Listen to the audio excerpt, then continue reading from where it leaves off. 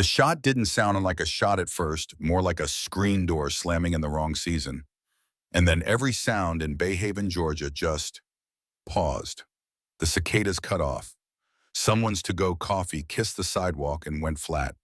A garden hose kept running over a pair of flip-flops because the man wearing them forgot he had feet.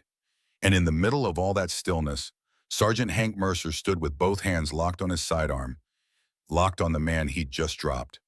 That man was me, face down on pine and larkin gray t-shirt, old khakis, palms open, fingers spread like a man trying to show the whole world he had nothing to hide. I wasn't moving, couldn't. Blood has a way of making time heavy, sticky, like it doesn't want to leave you, but it's leaving anyway. Hands, I said hands. Mercer barked like he was arguing with a memory. People weren't nodding along. They were recording. A kid by the bus stop had his phone up. A mother pulled her little boy behind her. There was a breeze, I remember that, because it lifted the corner of the yellow tape that hadn't even been put up yet. Officer Luis Vega, new badge, soft voice, knelt down and rolled me just enough to find my wallet. It hit the concrete with a soft slap open to the ID. I never flash unless I have to.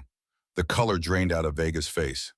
Sir, he's retired special operations. I saw Mercer's jaw twitch, like he needed the letters to rearrange themselves into something easier. They didn't. Neither did I. 5 minutes earlier, I'd told two teenagers to drop a backpack that wasn't theirs and to let the small kid they'd cornered breathe. I didn't curse, didn't flex, just told them, that's enough, in a tone I'd used on men twice their size on nights that never made the news. The boy Miles was shaking, lips split, eyes bright. Across the street, a woman in a pearl sweater watched me like she had a number ready before she had a fact. By the time Mercer rolled up, he saw a big black man crouched beside a crying child and loaded the rest of the story himself. Step away from the kid. Now I stood, slow hands already up. He was getting jumped. I said, calm. I stepped, don't talk, he snapped, closing distance, radio chirping at his shoulder like a tiny cheerleader. Vega hovered, Sarge, let me. I said, I got it. He spun me into the cruiser hood so fast the metal rang. Miles yelped, my wallet slipped, there was a flash of the old life on laminated plastic, and Mercer went white hot. Stupid. He fired. Here's the part folks always ask me, did it hurt? No. Not then. Pain is a later thing, a patient thing. First you get the weight like someone put a heavy book on your chest and sat down to read it cover to cover. Hospital light is rude. It acts like truth.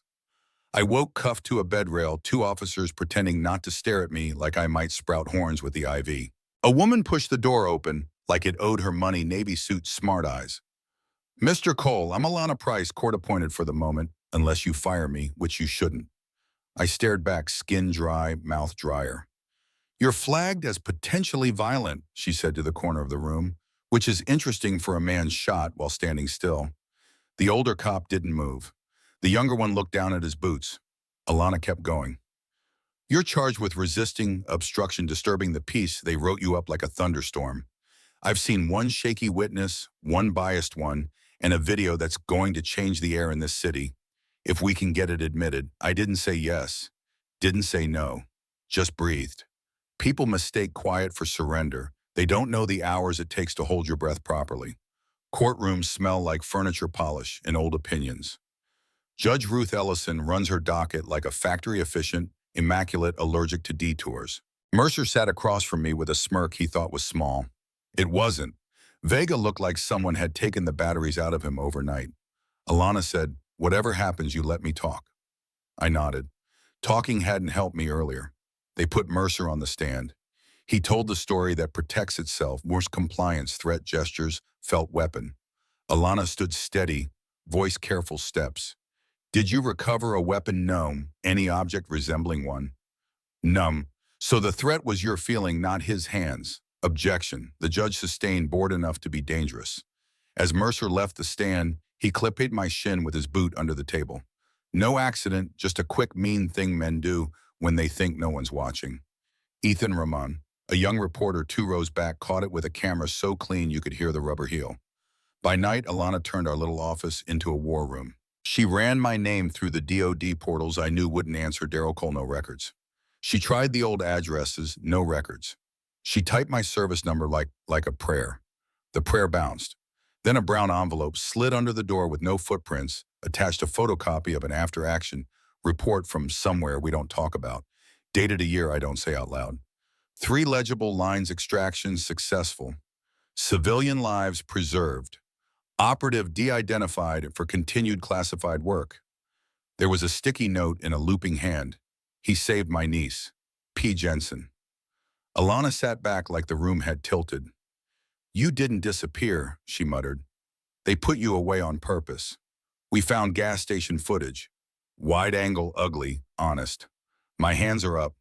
Miles tucked behind me. Mercer's gun out before his door even shuts. From pull-in to muzzle flash, 20 seconds. Ethan had timestamps, overlays, the works. The city still tried not to see it. Next phase, procedural window. The words that keep bad days on the calendar. The next morning, the clerk's desk phone rang like a museum piece. Judge Ellison answered like she was swallowing a lemon, then turned just slightly the way people do when they realize they're not the biggest thing in the room anymore. This court will recess for 15 minutes, she said, voice steady, hands not. Everyone filed out except us. When the doors opened again, it wasn't the public. It was 4 uniforms in dress whites moving like a sentence that had already been written. Rear Admiral Walter Keene didn't introduce himself. He set a binder on the bench, leather heavy. You'll want pages 7 through 12, Your Honor. He turned to the rest of us without hurry.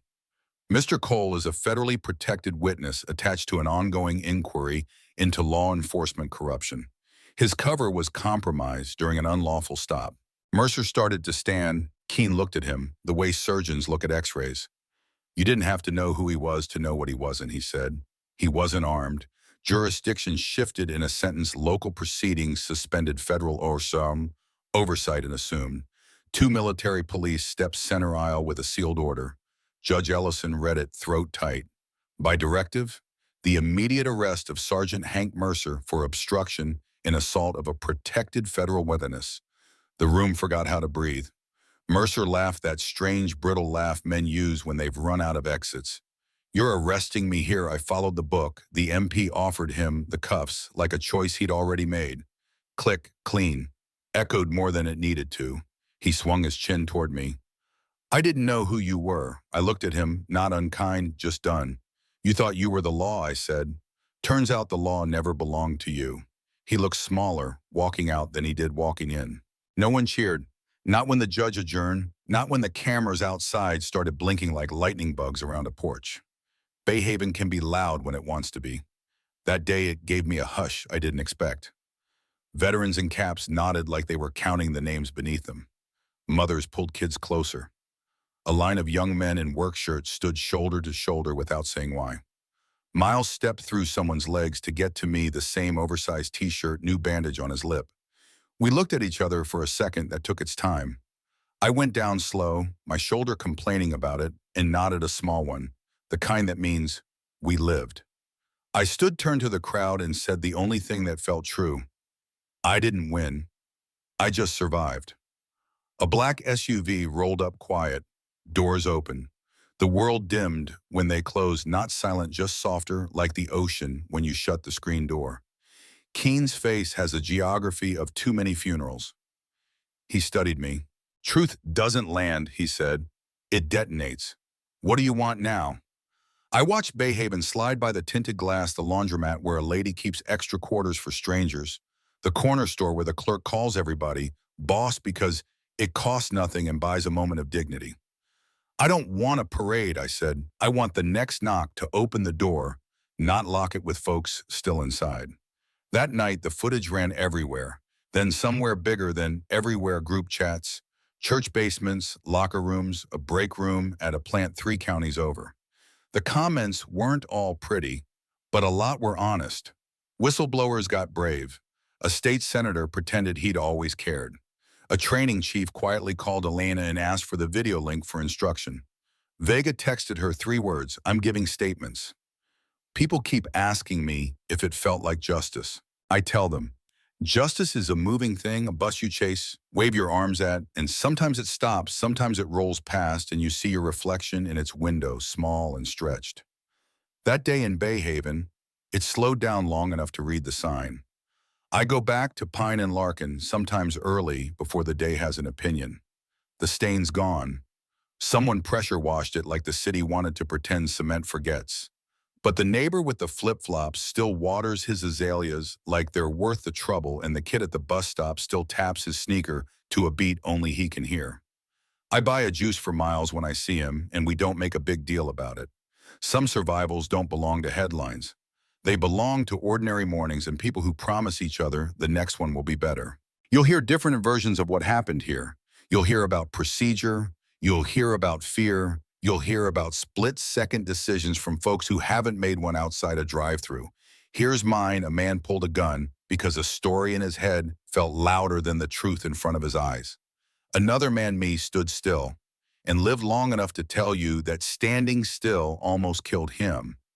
Now I'm asking you for something I don't usually ask. Tell me what you see. Tell me if you think this was right or wrong.